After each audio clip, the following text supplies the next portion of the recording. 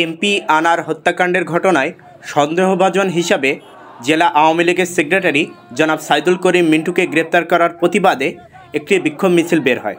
দেখুন চ্যানেল ঝিনুকের ক্যামেরায় বিস্তারিত।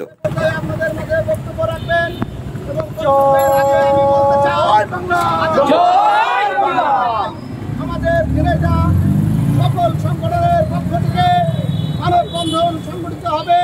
আপনারা সবাই নিজ নিজ উদ্যোগে আমাদের এই মানববন্ধনে উপস্থিত হবে। জেলা আওয়ামী লীগের কার্যালয়ের সামনে থেকে আমরা পুরা শহরে আমাদের মানববন্ধন কালকে অনুষ্ঠিত হবে।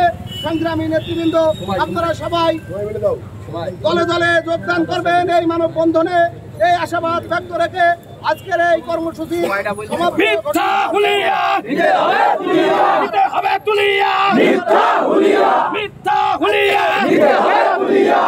সমাপনী বক্তব্য রাখবেন ঝিনাইদহ জেলা আওয়ামী স্বেচ্ছাসেবক লীগের সংগ্রামী সভাপতি জনাব শাহরিয়ার করিম রাসেল।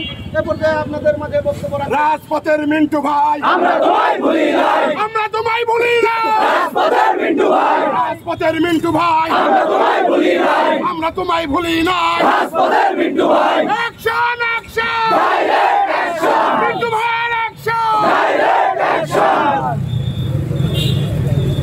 এই সময়টা বেঁধে দিয়ে সমাবেশ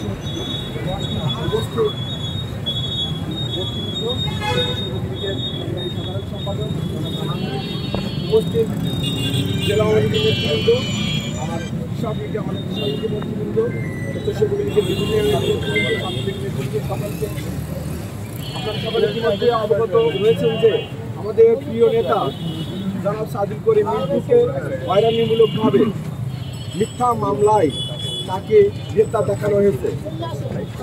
আমরা সেই গ্রেপ্তারের, সেই ষড়যন্ত্রমূলক গ্রেপ্তারের তীব্র প্রতিবাদ জানাচ্ছি এবং এই তারই ধারাবাহিকতায় আগামীকাল বেলা 11টায় আমরা বিভিন্ন অঙ্গ সংগঠন মিলে আমরা মানববন্ধন করব।